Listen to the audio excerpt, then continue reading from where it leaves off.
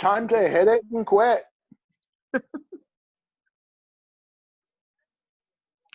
Good to go. Slim pickings this evening for the conclusion of our book, A Wizard of Earthsea by Ursula K.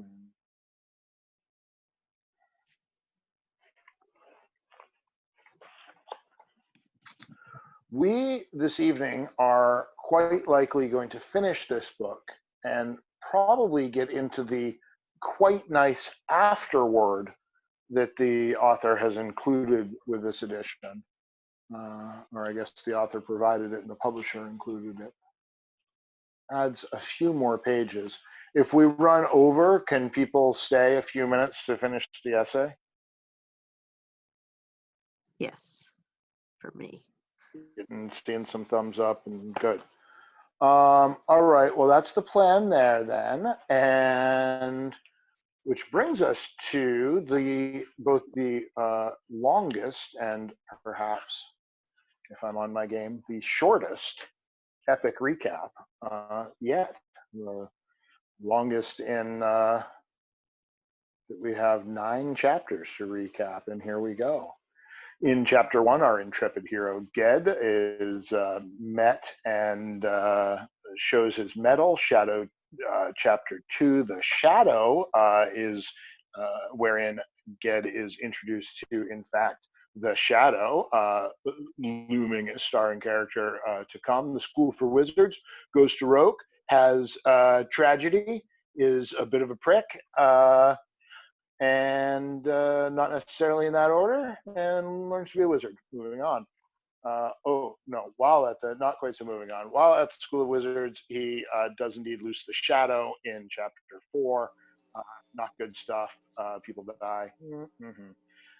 Goes to save a nice little set of islets from a dragon. Goes well, bests some dragons. Then is hunted by the before mentioned Shadow. Flees in the form of a hawk at great peril to himself. Ogion, his old master, touchingly comes to the rescue. Chapter 8, hunting. Upon Ogion's suggestion, our intrepid hero flips the script and is after the Shadow across great reaches. Iffish, a reuniting with an old friend and a beginning of perhaps the epicest part of our epic tale, which is indeed chapter 10, The Open Sea, which will begin more or less forthwith, I think. Sorry, not quite. False alarm. T.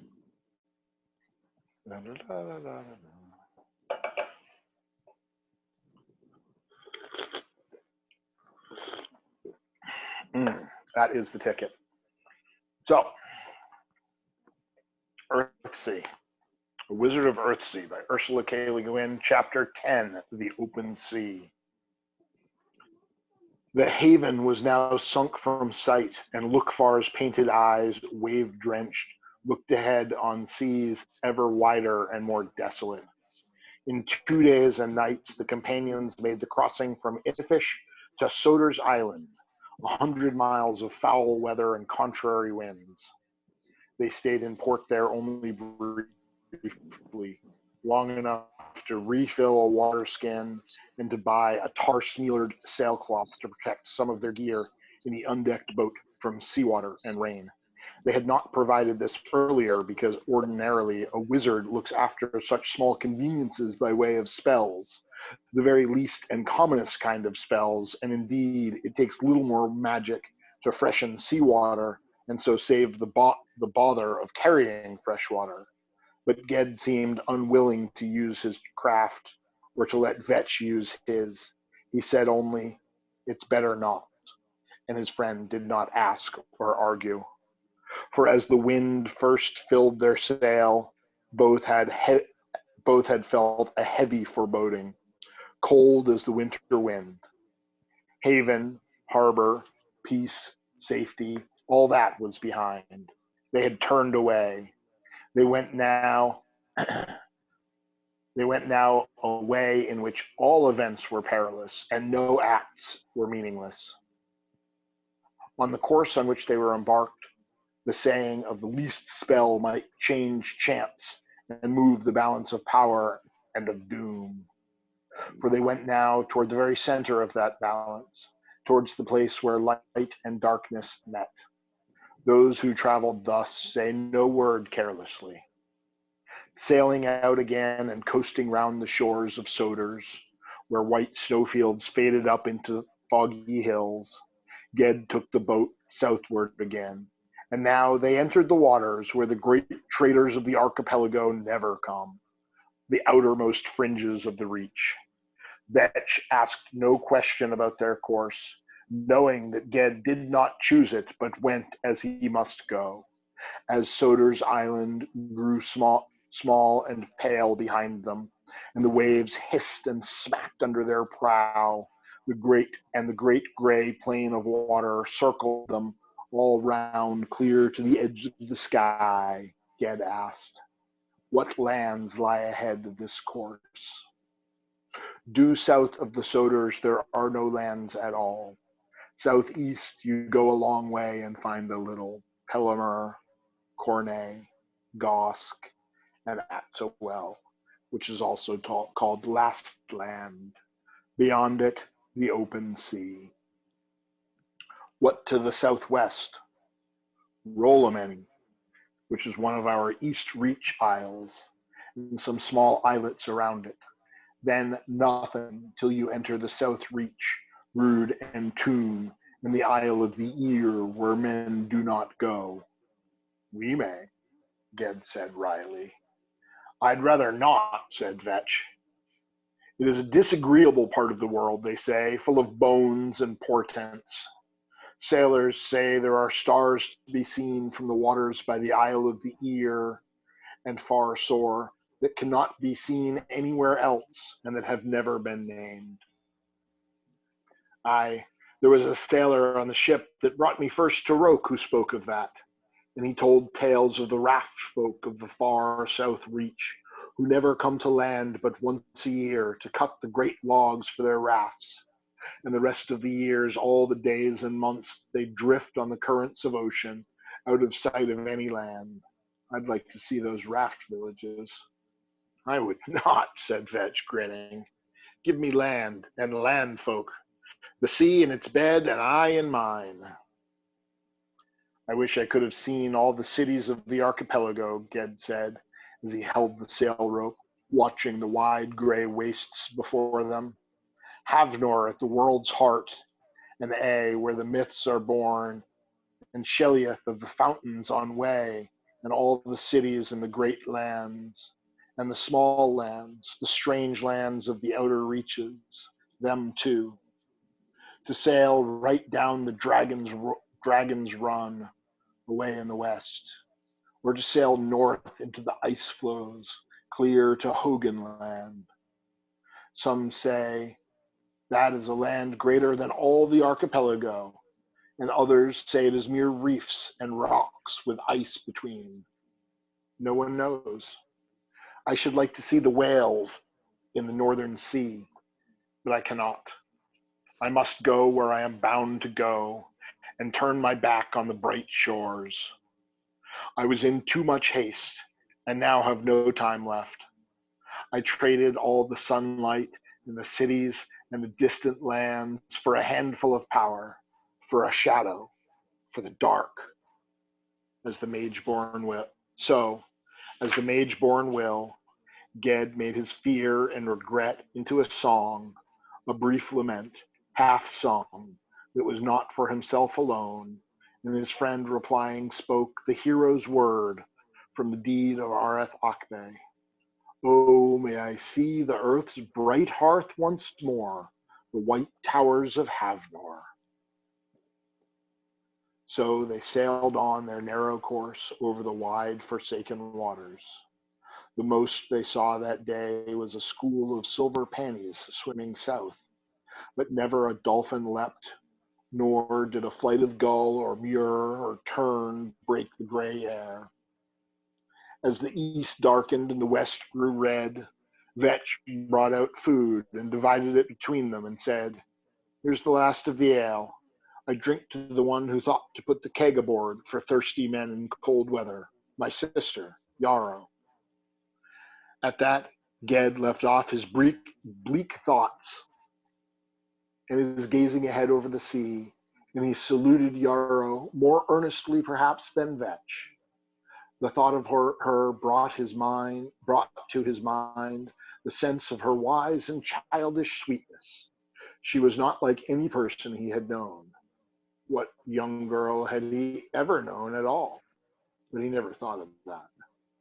She is like a little fish, a minnow that swims in a clear creek, he said. Defenseless, yet you cannot catch her. At this, Vetch looked straight at him, smiling. "You are a mage born," he said. "Her true name is Kest." In the old speech, Kest is minnow, as Ged well knew, and this pleased him to the heart. But after a while, he said in a low voice, "You should not have told me her name, maybe." But Vetch, who had not done so lightly, said, "Her name is safe with you as mine is. And besides, you knew it without my telling you." Red sank to ashes in the west, and the ash gray sank to black. All the sea and the sky were wholly dark. Ged stretched out in the bottom of the boat to sleep, wrapped in his cloak of wool and fur. Vetch, holding the sail rope, sang softly from the deed of Enlad, where the song tells of the mage Morid and the white,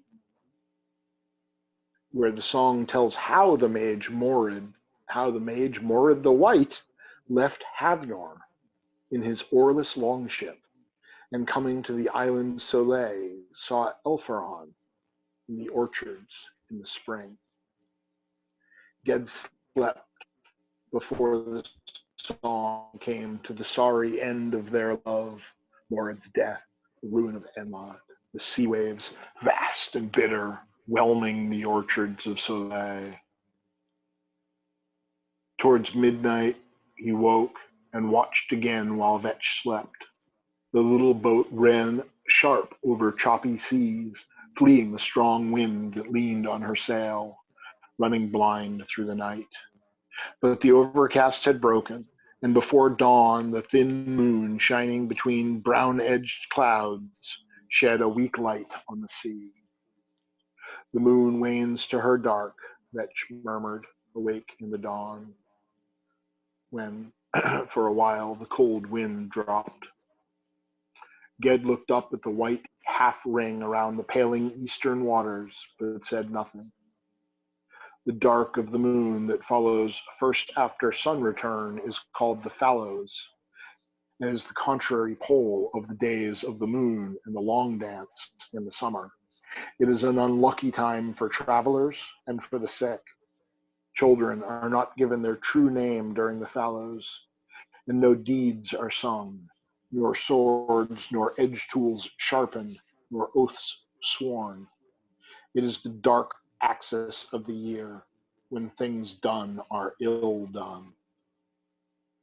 3 days out from Soders they came, following seabirds and shore wrack to Pelimer, a small isle humped high above the high gray seas. Its people spoke Hardic, but in their own fashion, strange even to Vetch's ears. The young men came ashore there for fresh water and a respite from the sea, and at first were well received, with wonder and commotion. There was a sorcerer in the main town of the island, but he was mad. He would talk only of the great serpent that was eating at the foundations of Pelimer, so that soon the island must go adrift like a boat cut from her moorings and slide out over the edge of the world. At first he greeted the young wizards courteously, but as he talked about the serpent, he began to look askance at Ged, and he fell to railing at them there in the street, calling them spies and serpents of the sea snake. The Pelimerians looked dourly at them after that. since though mad, he was their sorcerer. So Ged and Vetch made no long stay, but set forth again before nightfall, going always south and east. In these days and nights of sailing, Ged never spoke of the shadow, nor directly of his quest, and the nearest Vetch came to asking any question was, as they followed the same course farther and farther out from the known lands of Earthsea. Are you sure? To this, Ged answered only, is the iron shore where the magnet lies? Vetch nodded, and they went on, no more being said by either. But from time to time they talked of the crafts and devices that mages of old days had used to find out the hidden name of baneful powers and beings.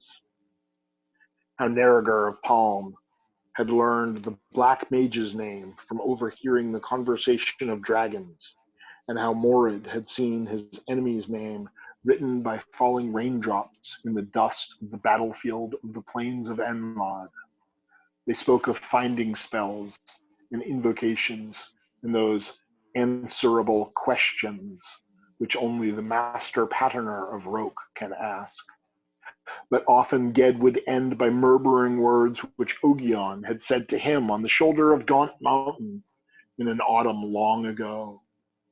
To hear, one must be silent, and he would fall silent and ponder hour by hour, always watching the sea ahead of the boat's way. Sometimes it seemed to Vetch that his friends saw across the waves and miles and gray days yet to come the thing they followed and the dark end of their voyage. They passed between Cornay and Gosk in foul weather, seeing neither isle in the fog and rain, and knowing they had passed them only in the next day when they saw ahead of them an isle of pinnacled cliffs above which seagulls wheeled in huge flocks, whose mewing clamor could be heard from far over the sea. Vetch said, that will be Astowel from the look of it, last land. East and south of it the charts are empty. Yet they who live there may know of farther lands, Ged answered. Why do you say so? Vetch asked, for Ged had spoken uneasily, and his answer to this again was halting and strange.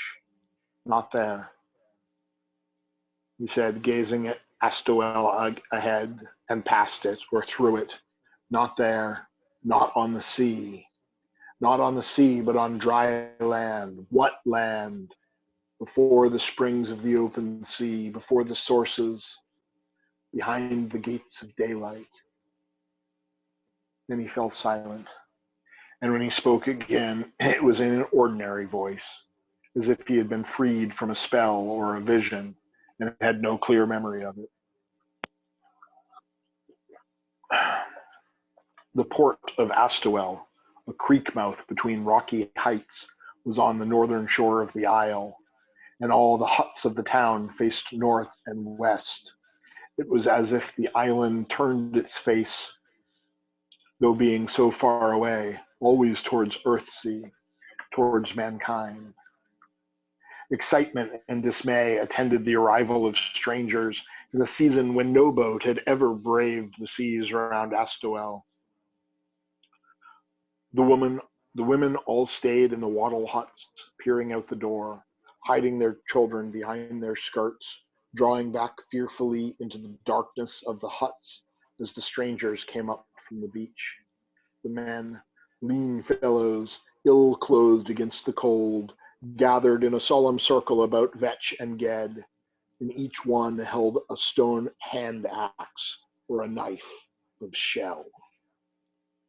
But once their fear was past, they made the strangers very welcome, and there was no end to their questions. Seldom did any ship come to them, even from Soders or Rolamany, they having nothing to trade for bronze or fine wares. They had not even any wood. Their boats were coracles woven of reed, and it was a brave sailor who would go as far as ROSC or Cornet in such a craft. They dwelt all alone here at the edge of all the maps. They had no witch or sorcerer, and seemed not to recognize the young wizard's staffs for what they were, admiring them only for the precious stuff they were made of, wood. Their chief, or isleman, was very old, and he alone of his people had ever before seen a man born in the archipelago. Ged, therefore, was a marvel to them. The men brought their little sons to look at the archipelagian, so that they might remember him when they were old. They had never heard of Gaunt, only of Havnor and A, and took him for a lord of Havnor. He did his best to answer their questions about the white city he had never seen, but he was restless as the evening wore on, and at last he asked the men of the village, as they sat crowded round the fire pit in the lodge house, in the reeking warmth of the goat dung and broom faggots that were all their fuel, "What lies eastward of your land?" They were silent, some grinning, others grim. The old isleman answered, "The sea." "There is no land beyond?" "This is last land. There is no land beyond. There is nothing but water till the world's edge." "These are wise men, father," said a younger man. "Seafarers, voyagers. Maybe they know of a land we do not know of." "There is no land east of this land," said the old man, and he looked long at Ged and spoke no more to him. The companions slept that night in the smoky warmth of the lodge. Before daylight, Ged roused his friend, whispering, "Asteriel, wake. You cannot stay. You must go." "Why so soon?" Vetch asked, full of sleep. "Not soon. Late. I have followed too slow. It has found a way to escape me, and so doom me. It must not escape me, for I must follow it however far it goes. If I lose it, I am lost." "Where do we follow it?" "Eastward. Come, I filled the water skins." So they left the lodge before any in the village was awake, except a baby that cried a little in the darkness of some hut and fell still again. By the vague starlight, they found the way down to the creek mouth and untied Lookfar from the rock cairn where it had been made fast, and pushed her out into the black water. So they set out eastward from Astowel into the open sea on the first day of the fallows, before sunrise. That day they had clear skies. The world's wind was gray and gusty from the northeast, but Ged had raised the mage wind, the first act of magery he had done since he left the Isle of the Hands. They sailed very fast, due eastward. The boat shuddered with the great smoking sunlit waves that hid her as she ran, but she went gallantly as her builder had promised, answering the mage wind as true as any spell-enwoven ship of Roke. Ged spoke not at all that morning, except to renew the power of the wind spell, or to keep a charmed strength in the sail, and Vetch finished his sleep, though uneasily, in the stern of the boat. At noon they ate. Ged doled their food out sparingly, and the portent of this was plain, but both of them chewed their bit of salt fish and wheaten cake, and neither said anything. All afternoon they cleaved eastward, never turning nor slackening pace. Once Ged broke his silence, saying, "Do you hold with those who think the world is all landless sea beyond the outer reaches, or with those who imagine other archipelagos or vast undiscovered lands on the other face of the world?" "At this time," said Vetch, I hold with those who think the world has but one face, and he who sails too far will fall off the edge of it. Ged did not smile.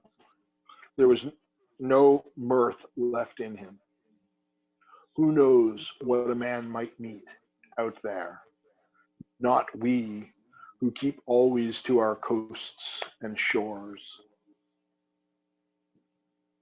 Some have sought to know and have not returned, and no ship has ever come to us from lands we do not know. Ged made no reply. All that day, all that night, they were driven by the powerful wind of Majory over the great swells of the ocean, eastward. Ged kept watch from dusk till dawn, for in darkness the force that drew or drove him grew stronger yet. Always he watched ahead, though his eyes in the moonless night could see no more than the painted eyes beside the boat's blind prow. By daybreak his dark face was gray with weariness, and he was so cramped with cold that he could hardly stretch out to rest. He said, whispering, "Hold the mage wind from the west, Asterio." And then he slept. There was no sunrise, and presently rain came beating across the bow from the northeast. It was no storm, only the long cold winds and rains of winter. Soon all things in the open boat were wet through, despite the sailcloth cover they had brought, and Vetch felt as if he too were soaked clear to the bone, and Ged shivered in his sleep. In pity for his friend, and perhaps for himself, Vetch tried to turn aside a little that rude, ceaseless wind that bore the rain. But though, following Ged's will, he could keep the mage wind strong and steady, his weather working had small power here so far from the land, and the wind of the open sea did not listen to his voice. And at this a certain fear came into Vetch as he began to wonder how much wizardly power would be left to him and Ged if they went on and on, away from the land where men were meant to live. Ged watched again that night, and all night held the boat eastward. When day came, the world's wind slackened somewhat, and the sun shone fitfully. But the great swells ran so high that Lookfar must tilt and climb up them as if they were hills, and hang at the hill crest, and plunge suddenly, and climb up the next again, and the next, and the next, unending. In the evening of that day, Vetch spoke out of long silence. "My friend," he said, "you spoke once as if sure we would come to land at last. I would not question your vision, but for this, that it might be a trick, a deception made by that which you follow, to lure you on farther than a man can go over ocean. For our power may change and weaken on strange seas, and a shadow does not tire or starve or drown." They sat side by side on the thwart, yet Ged looked at him now as if from a distance, across a wide abyss. His eyes were troubled, and he was slow to answer. At last he said, "Asterial, we are coming near." Hearing his words, his friend knew them to be true. He was afraid then, but he put his hand on Ged's shoulder and said only, "Well, then, good. That is good." Again that night Ged watched, for he could not sleep in the dark, nor would he sleep when the third day came. Still they ran with ceaseless, light, terrible swiftness over the sea. and Vetch wondered at Ged's power that he could hold so strong a mage wind hour after hour here on the open sea, where Vetch felt his own power all weakened and astray. And they went on, until it seemed to Vetch what Ged had spoken would come true, and they were going beyond the sources of the sea and eastward beyond the gates of daylight. Ged stayed forward in the boat, looking ahead as always. But he was not watching the ocean now, or not the ocean that Vetch saw, a waste of heaving water to rim the sky. In Ged's eyes there was a dark vision that overlapped and veiled the gray sea and the gray sky, and the darkness grew and the veil thickened. None of this was visible to Vetch, except when he looked at his friend's face. Then he too saw the darkness for a moment. They went on,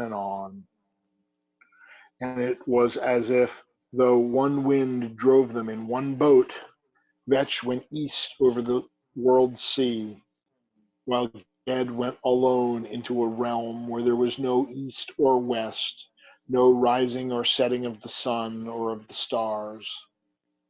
Ged stood up suddenly in the prow and spoke aloud. The mage wind dropped. Look far lost headway, and rose and fell on the vast surges like a chip of wood. Though the world's wind blew strong as ever, straight from the north now, the brown sail hung slack, unstirred, and so the boat hung on the waves, swung by their great slow swinging, but going no direction. Ged said, "Take down the sail," and Vetch did so quickly, while Ged unlashed the oars and set them in the locks, and bent his back to the rowing.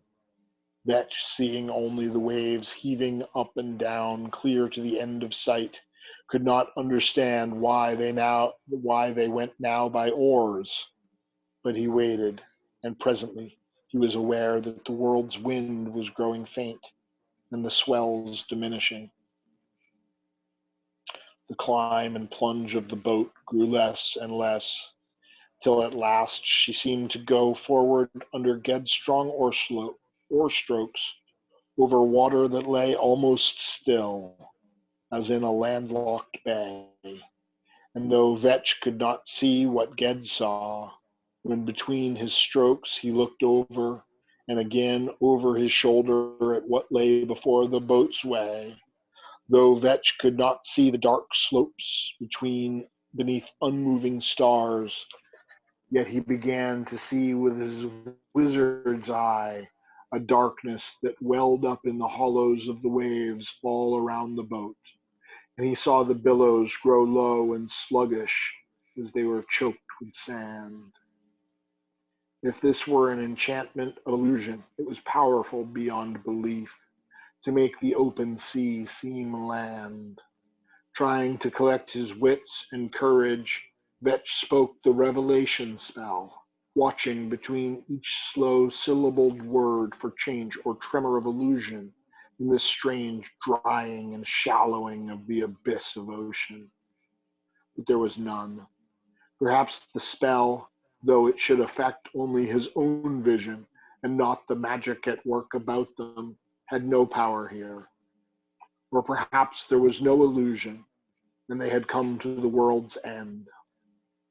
Unheeding, Ged rowed always slower, looking over his shoulder, choosing a way among channels or shoals and shallows that he alone could see. The boat shuddered as her keel dragged.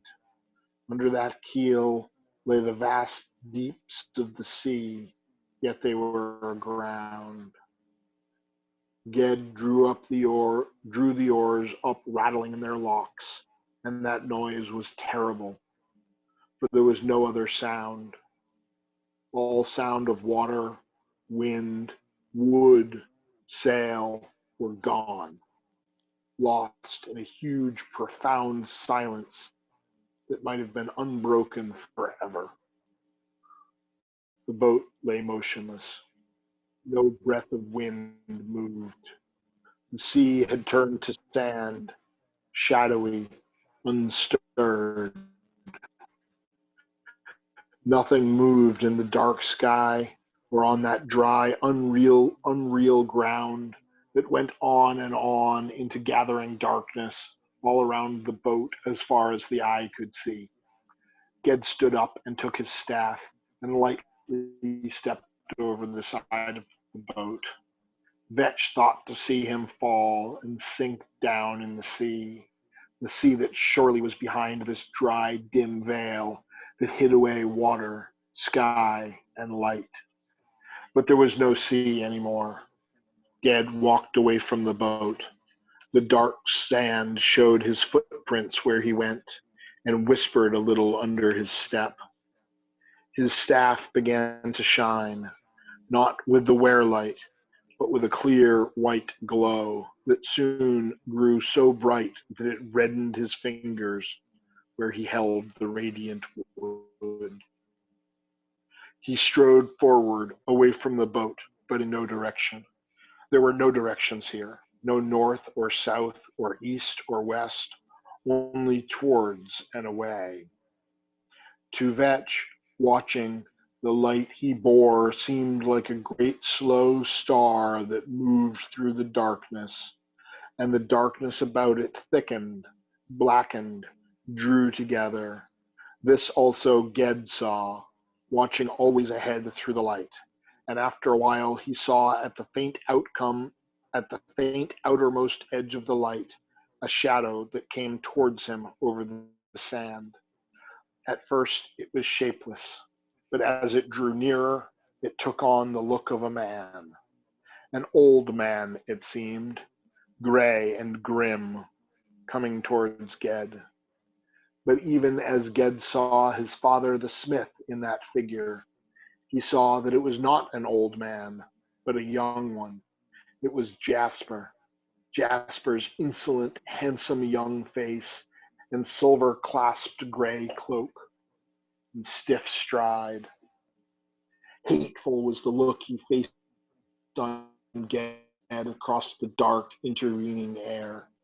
Ged did not stop. Ged did not stop, but slowed his pace.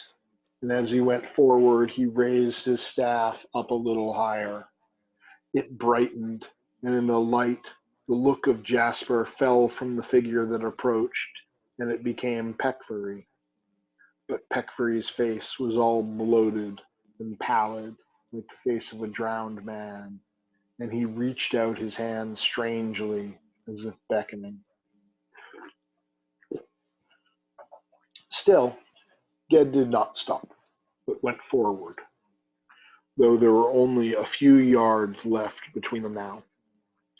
Then the thing that faced him changed utterly, spreading out on either side as if it opened enormous thin wings, and it writhed and swelled and shrank again.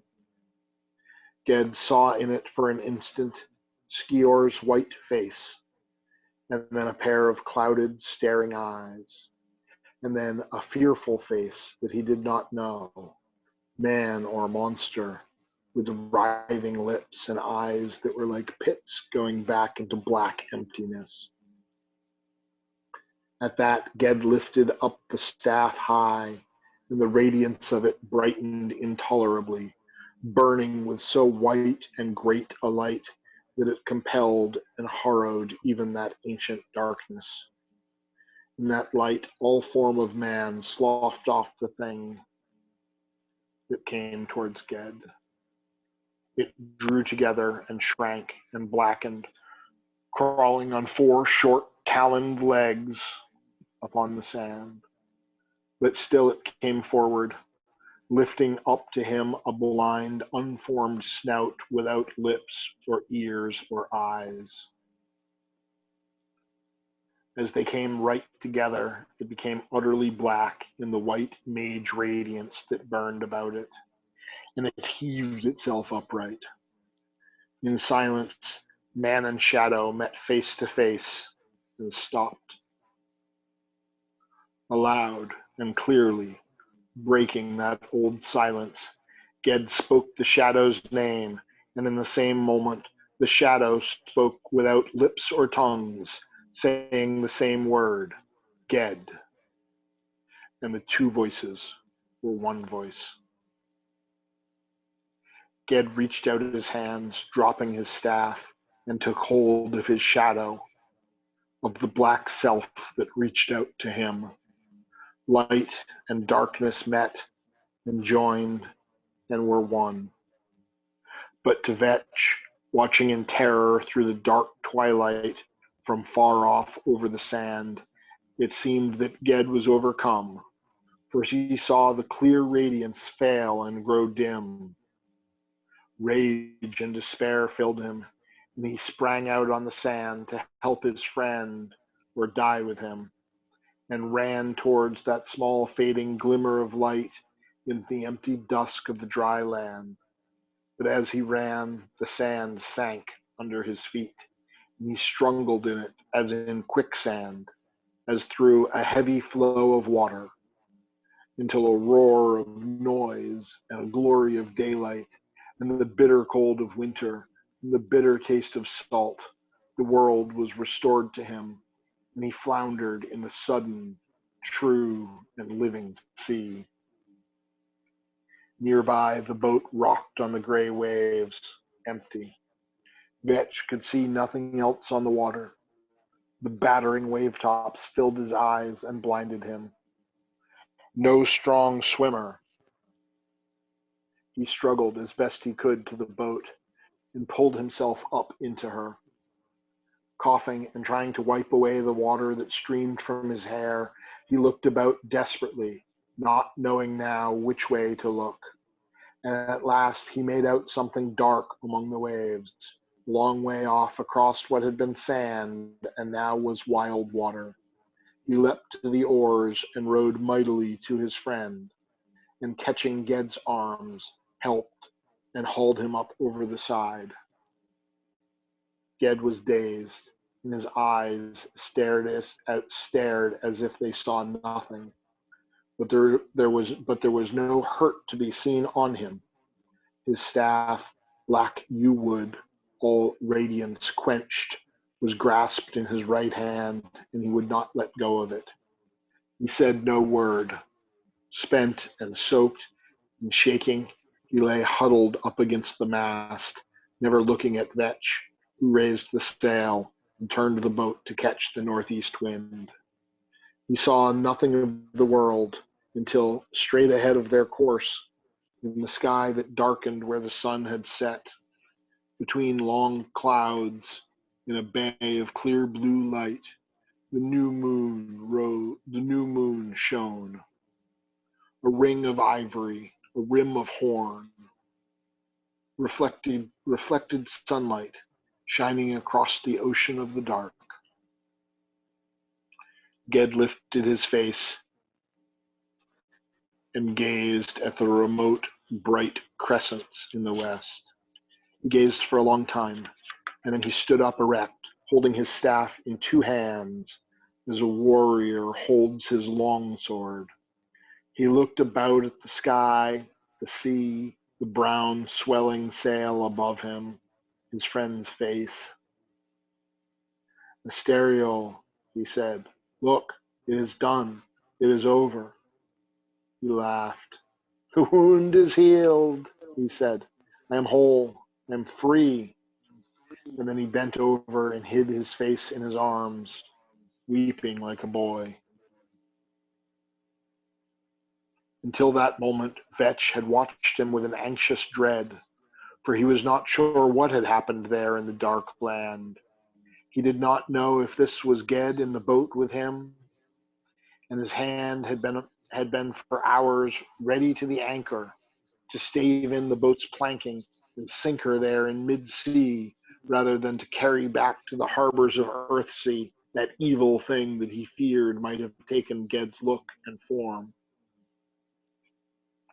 Now that he saw his friend and heard him speak, his doubt vanished, and he began to see the truth that Ged had neither lost nor won, but, naming the shadow of his death with his own name, had made himself whole, a man who, knowing his whole true self, cannot be used or possessed by any power other than himself, and whose life lived therefore, and whose life therefore is lived for life's sake, and never in the service of ruin or pain or hatred or the dark. In the creation of A, which is the oldest song, it is said, only in silence the word, only in dark the light, only in dying life, bright the hawk's flight on the empty sky. That song Vetch sang aloud now as he held the boat westward, going before the cold wind of the winter night that blew at their backs from the vastness of the open sea. 8 days they sailed, and 8 again before they came in sight of land. Many times they had to refill their water skin with spell-sweetened water of the sea, and they fished, but even when they called out fishermen's charms, they caught very little, for the fish of the open sea do not know their own names and pay no heed to magic. When they had nothing left to eat but a few scraps of smoked meat, Ged remembered what Yarrow had said when he stole the cake from the hearth, that he would regret his theft when he came to hunger on the sea. But hungry as he was, the remembrance pleased him, for she had also said that he, with her brother, would come home again. The mage wind had borne them for only 3 days eastward, yet 16 days they sailed westward to return. No men have ever returned from so far out on the open sea as did the young wizards Asteriol and Ged in the fallows of winter in their open fishing boat.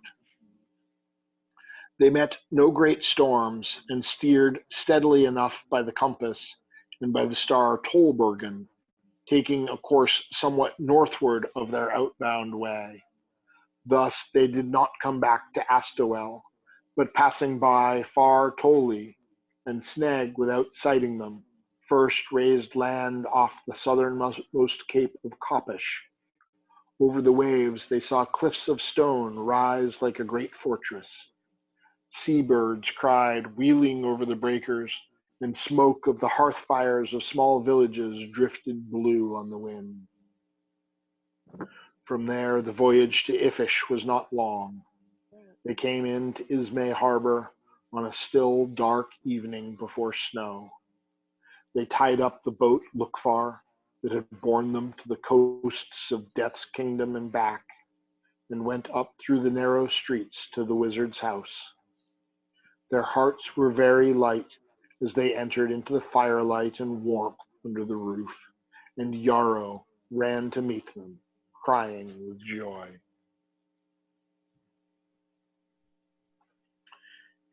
If Esterol of Ifish kept his promise and made a song of that first great deed of Ged's, it has been lost. There is a tale told in the east reach of a boat that ran aground, days out from any shore, over the abyss of an ocean.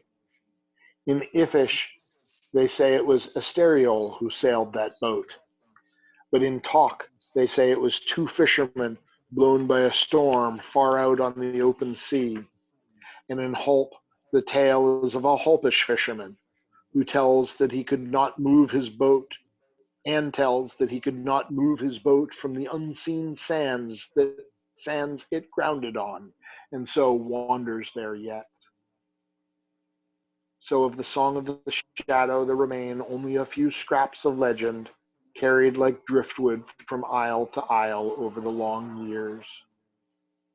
But in the deed of Ged, nothing is told of that voyage, nor of Ged's meeting with the Shadow, before ever he sailed to the Dragon's Run, before ever he sailed the Dragon's Run unscathed, or brought back the rings of Erith Ochbay from the tombs of Atuan to Havnor, or came at last to Roke once more as Archmage of all the islands of the world.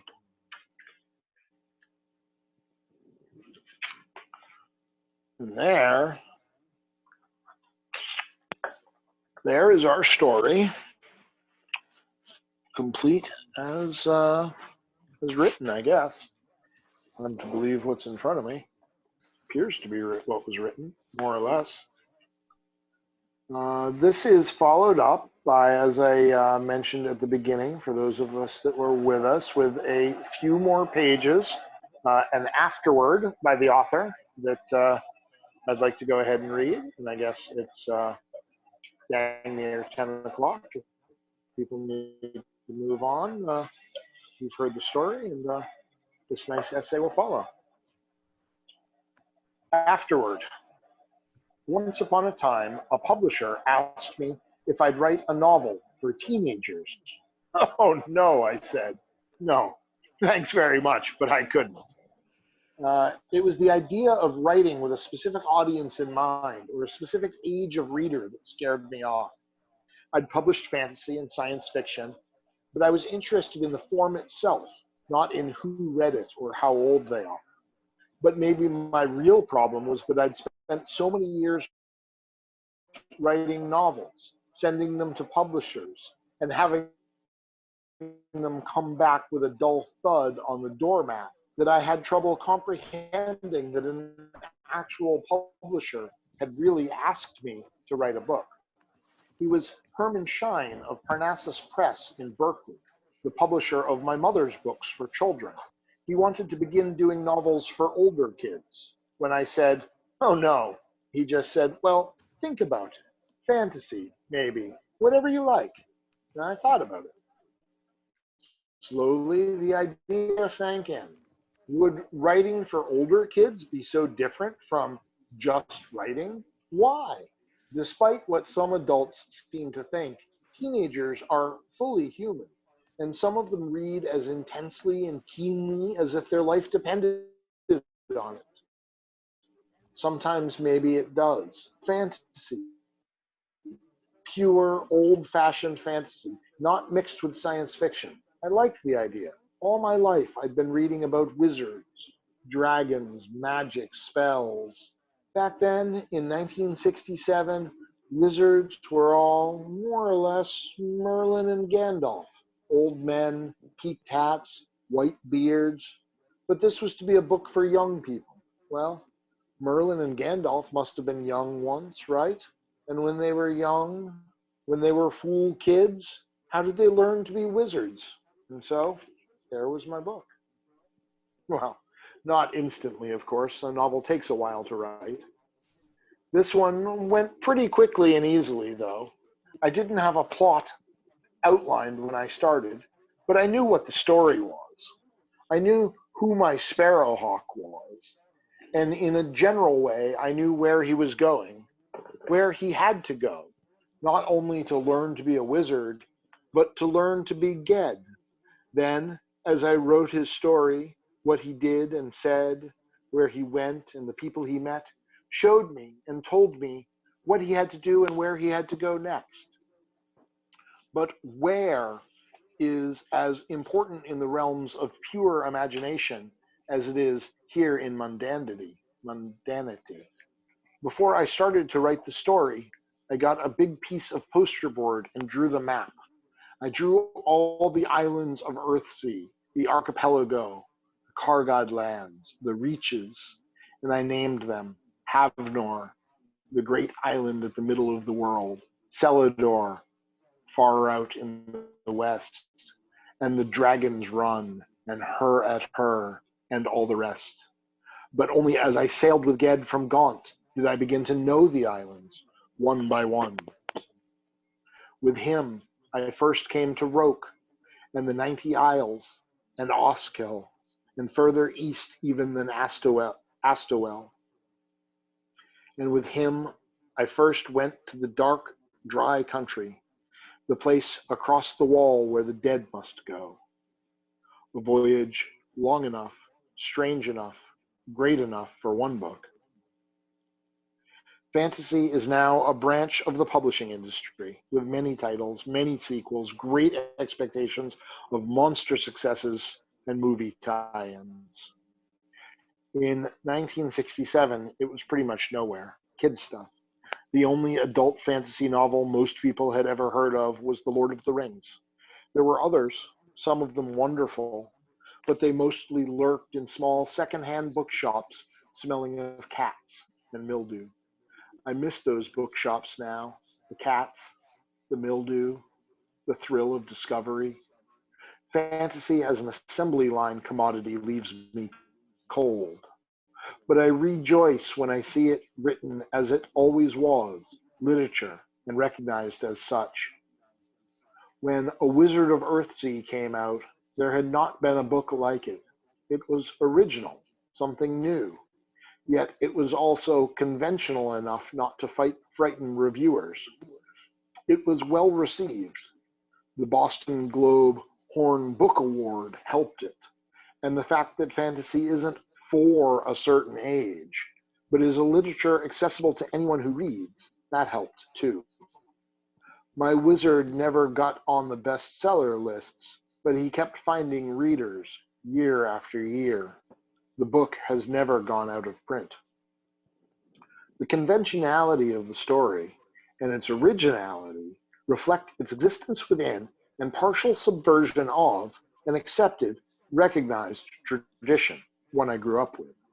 That is, the tradition of fantastic tales and hero stories, which comes down to us like a great river from sources high in the mountains of myth, a confluence of folk and fairy tale, classical, epic, medieval, and Renaissance, and Eastern romance, romantic ballad, Victorian imaginative tale, and 20th century book of fantastic adventure, such as T.H. White's Arthurian Cycle and Tolkien's Great Book. Most of this marvelous flood of literature was written for adults, but modernist literary ideology shunted it all to children. And kids could and did swim in it happily as in their native element, at least until some teacher or professor told them they had to come out, dry off, and breathe modernism ever after. The part of the tradition that I knew best was mostly written or rewritten for children in England and Northern Europe. The principal characters were men. If the story was heroic, the hero was a white man. Most dark-skinned people were inferior or evil. If there was a woman in the story, she was a passive object of desire and rescue, a beautiful blonde princess. Active women, dark, witches, usually caused destruction or tragedy. Anyway, the stories weren't about the women. They were about men, what men did, and what was important to men.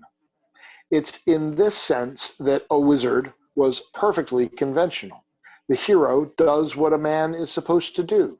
He uses his strength, wits, and courage to rise from humble beginnings to fame and power in a world where women are secondary, a man's world.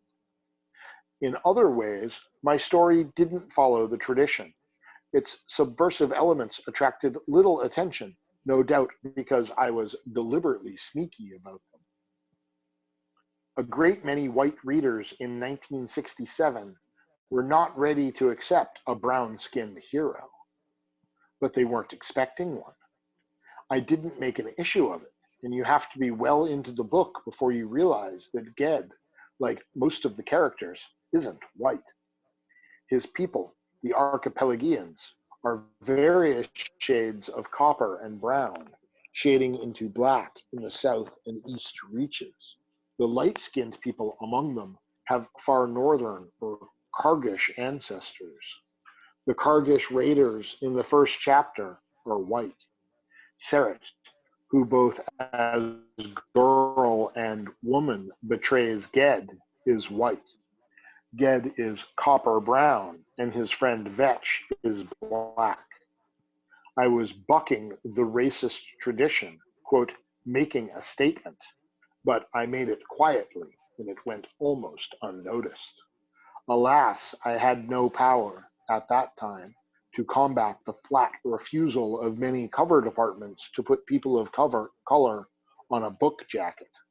So through many later lily-white Geds, Ruth Robin's painting of the first edition, the fine, strong profile of a young man with copper-brown skin, was to me the book's one true cover. My story took off in its own direction, away from the tradition, also in the whole matter of what makes heroes and villains. Hero tales and adventure fantasies traditionally put the righteous hero in a war against unrighteous enemies, which he usually wins. This convention was and still is so dominant that it's taken for granted. Of course, a heroic fantasy is good guys fighting bad guys, the war of good against evil. But there are no wars in Earthsea. No soldiers, no armies, no battles. None of the militarism that came from the Arthurian legend and other sources that by now, under the influence of fantasy war games, has become almost obligatory. I didn't and don't think this way. My mind doesn't work in terms of war. My imagination refuses to limit all the elements that make an adventure story and make it exciting: danger, risk, challenge, courage, to battlefields. A hero whose heroism consists of killing people is uninteresting to me, and I detest the hormonal war orgies of our visual media, the mechanical slaughter of endless battalions of black-clad, yellow-toothed, red-eyed demons. War as a moral metaphor is limiting, and dangerous. By reducing the choices of action to a war against whatever it is, you divide the world into me or us, good, and them or it, bad, and reduce the ethical complexity and moral richness of our life to yes, no, on, off. This is puerile, misleading, and degrading. In stories, it evades any solution but violence and offers the reader mere infantile reassurance. All too often, the heroes of such fantasies behave exactly as the villains do, acting with mindless violence, but the hero is on the right side and therefore will win. Right makes might. Or does might make right? If war is the only game going, yes, might makes right, which is why I don't play war games. To be the man that he can be, Ged has to find out who and what his real enemy is. He has to find out what it means to be himself. That requires not a war, but a search and a discovery. The search takes him through mortal danger, loss, and suffering. The discovery brings him victory, and the kind of victory that isn't the end of a battle, but the beginning of a life. Ursula K. Guinn. And then our intrepid publisher has continued, turn the page for a sneak peek at the Tombs of Atuan, the next adventure in the Earthsea cycle by Ursula K. Le Guin. And we continue for a couple chapters there that I don't think we're going to read right now.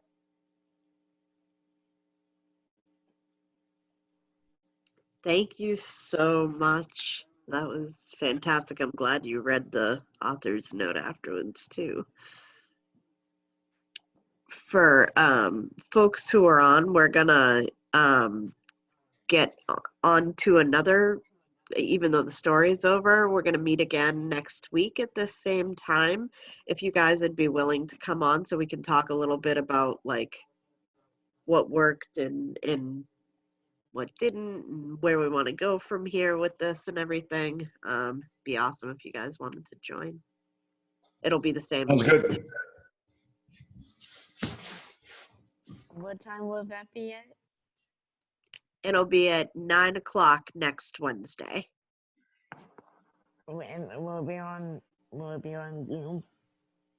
Yep, it'll be on Zoom. It'll be just like when we're tuning in for the story. It'll be the same link that we used tonight. Okay. I'll send out an email and put it out on Facebook as well. Okay. Sounds good. Thanks. I hope everybody has a good night. And you, thank you. Thanks, reader. Yes. Thank you.